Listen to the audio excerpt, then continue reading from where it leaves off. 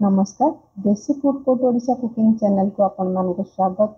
आज बनेबा बिना पियाज रसुण रे बिना मसला बटारे अति कम समय रे बहुत ही सुंदर रेसिपी जोटा कि आपण माने कार्तिक मासरे ए पोटल को एमती बने की खाई परिबे। जो माने हबिष करनांती बिना पियाज रसुण रे खाइबा खाउछन तो ए पोटल रेसिपीटा निश्चिंत बनातु। ए पोटल रेसिपी बनने प्रथमे तो निहाती पोटल दरकार। तो मुझे पोटल को धोईकी नहीं आपड़ जी बनबे से अनुसार टे बड़ साइज पोटल ने।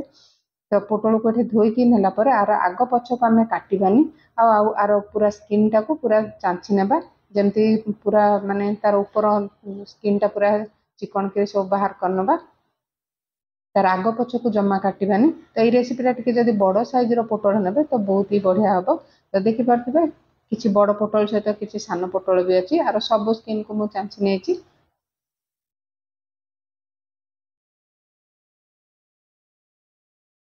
तो पोटल को आपणकर जमती इच्छा सेमती हिसाब से आपड़ पोटल काटी पारे किंतु पोटलटा गोटा रहा दरकार। तो एमती मुझे गोटे बड़ पोटल नहीं आ देखिपे पोटलटा को बंका रखिकी आपड़ छुरी साहाय्य तिरछा तिरछा काटी पारे ना पनिकी भी जदि आपको सुविधा हो काटिपारे। जमी आम जो मसला देबा तो पोटल देहरे भलसे भिदी पार दरकार। तो जो दी साइड रही गोटा रही तो आम गोटे करदे जमती आम पोटल गोटा ही रहिबो।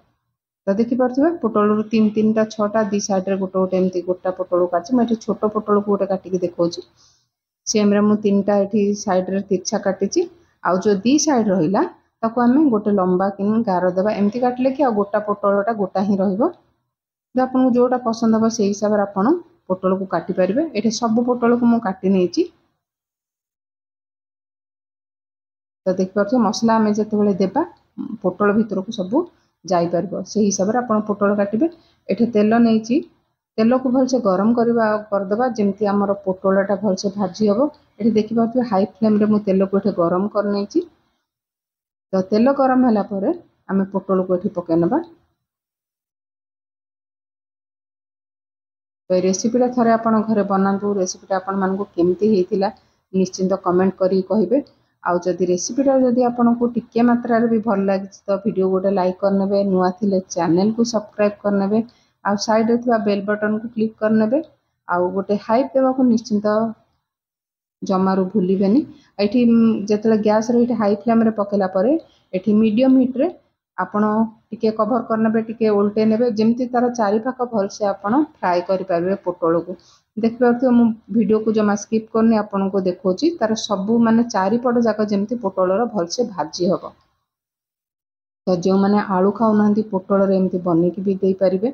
तो बहुत ही टेस्टी रेसिपी बनची आप पखाल और गरम भात सबुथिरे भी खाई पारे। किंतु पोटलटा को भलसे आप भाजी ने जो पट साइड भाजी होती उल्टेकी टिके टिके गोटे मिनिट आप कभर करके एमती आप पोटल को भलसे भाजी ने। पोटल आम जेहेतु बटा मसला यूज करने तो जे सुखा मसला नेबा। ये हलदी गुंड गोटे चमच देती, तो धनिया गुंड 1.5 चमच देती।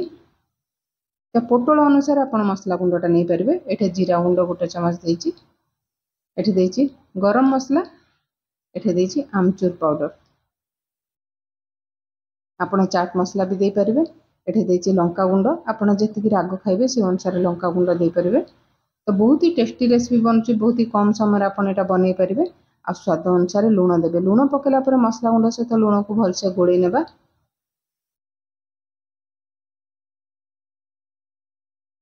तो आपड़ चाहिए टिके रोस्ट करके कस्तूरी मेथी भी दे पारे। तो देखिए पोटल ये भलसे भाजी होगा। तो मुझे लो फ्लेम रे घोड़े देती आ भलसे भी आमर पोटलटा भाजी होगा। देखिए जो आम काटी कटा जाक भी भलसे खोली जाइए। आप रेसिपीटा बनने आप पोटलटा को निहाती भलसे भाजवा दरकार। तो रेसिपीटा बहुत ही भल हम।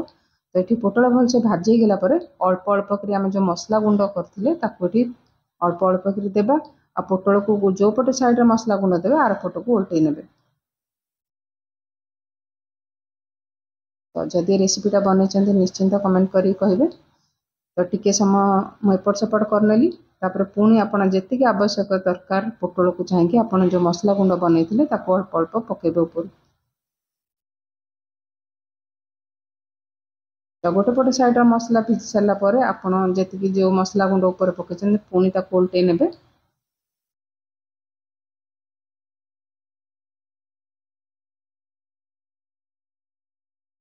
तो रेसिपीटा देखा जिते सुंदर खाइबा भी बहुत ही टेस्टी। तो निश्चिंत घरे बनातु। तो जो मसला गुंड पकई सारे एपट सेपट उल्टेबे टिके पोटल को हल्का हाथ में टिके दबे ने जमीक पोटल देहरे मसला गुंड सब पशिज। ये 1 मिनिट लो फ्लेम रे कवर कर नहीं आमर ये पोटलर फ्राए पनिक ये रेडी हो गला। आपण कार्तिक मासरे गरम भात सहित खाई पारे ना आप पखाड़ भात सहित खाई पारे। तो रेसिपीटा देखिए आपण मानक केमती लगला निश्चिंत कमेंट करेंगे। जीवा पूर्व चैनल को सब्सक्राइब करने और वीडियो को गोटे लाइक करने।